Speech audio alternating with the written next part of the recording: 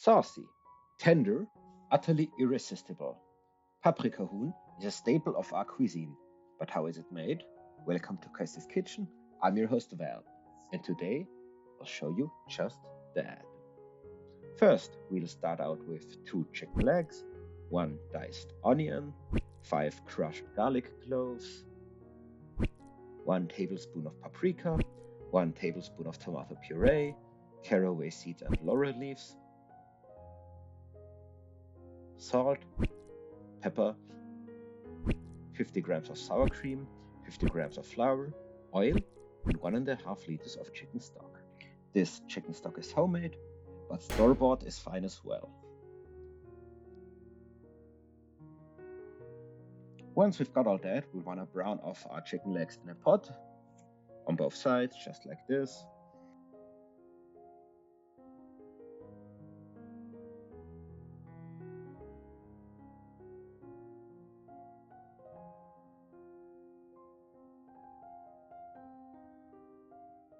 And once they're nice and brown, we'll remove them.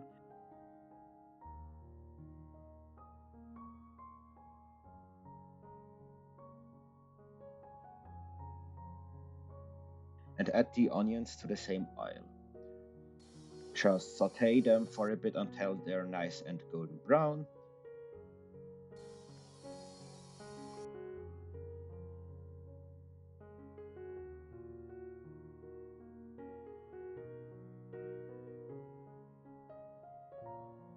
And once they are, you can add your tomato puree. Let that saute a bit as well.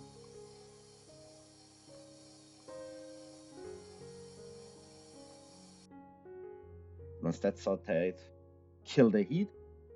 Add your paprika. It's important to kill the heat first, else the paprika will burn and become bitter. Add your garlic. You can also add it earlier.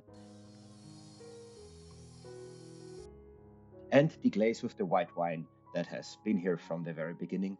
Believe me in that. Then turn the heat back on. Now is also the time where you can add your aromatics.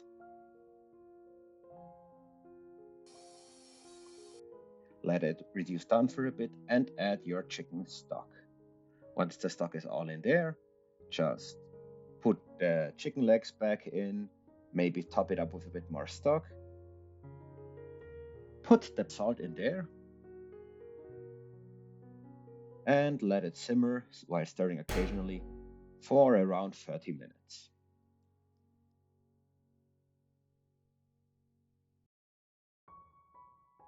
For the side dish, kräuternokkal, we'll need 250 grams of bread flour, 200 milliliters of milk, 2 eggs, chives, parsley, nutmeg, and salt. Don't use all of the chives, we'll need them for garnish later. Also, you can just add all ingredients at the same time. For this dish, it doesn't matter if there's lumps in the batter.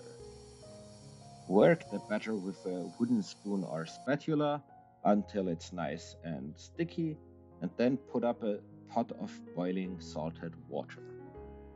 Then just take the batter and strain it through either the rough side of a cheese grater or anything else that has medium-sized holes.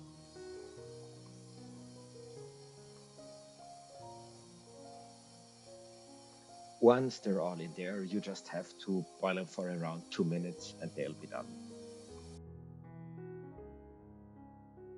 Once they're done cooking, transfer them to a bowl and add a little bit of oil to prevent them from sticking.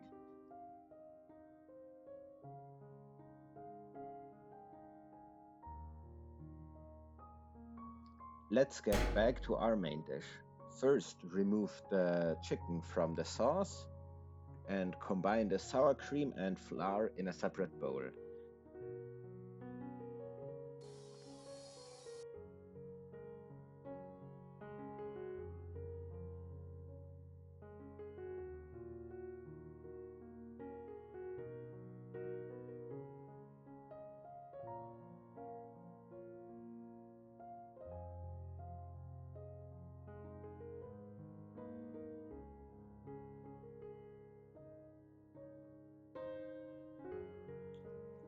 And don't forget to remove the laurel leaves as well. We wouldn't want to blend those into the sauce, would we? Then we'll take our emulsion blender and blitz the sauce up until it's a nice and smooth sauce. Yeah, redundancy, great job, Val. Anyways, once that's done, just ladle a bit of the sauce into the sour cream to temper it.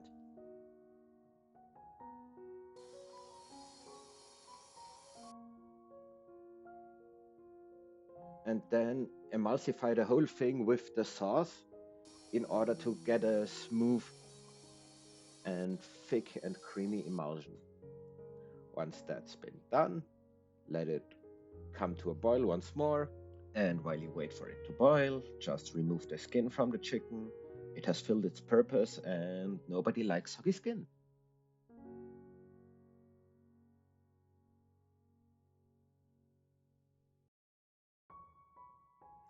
Then add the skinned chicken to the sauce again. Make sure it's all covered.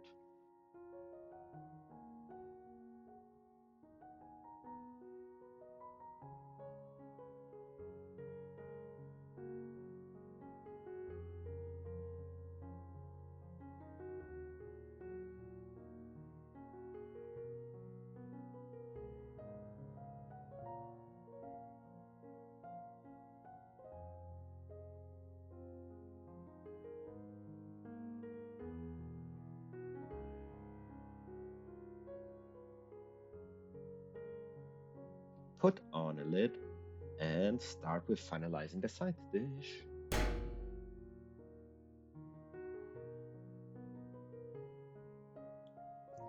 To finish our side dish, just add butter to a pan. There's no amount given because it can't be too much butter, just add it in there.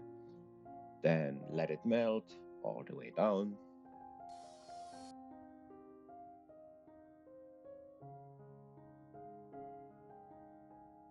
Add your water.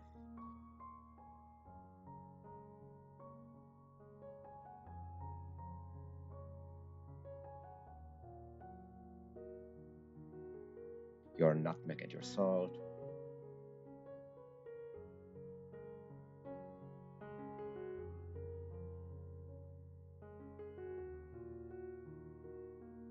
Some more of your chopped herbs. And then when it's all nice and bubbly, add your knuckle.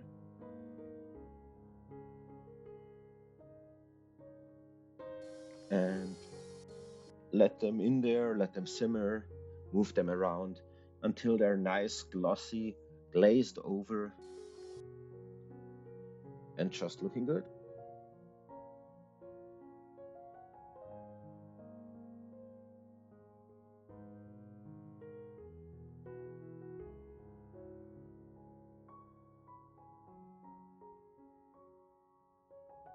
Now, before we get to plating, there's one last little thing we have to do, and for that we'll need our sauce again and a few knobs of cold unsalted butter. Again, no real measurements given because that's an optional step you can skip. But I realized this makes the sauce much more velvety and smooth. Just take your butter and whisk it into the still warm sauce, like this. Once you've got the butter in there, just cut your chicken legs apart at the joint, and now we can get to plating. Now for plating, we'll want to start with putting some sauce down on the plate, adding some sour cream on top and dragging a toothpick through it for a nice pattern.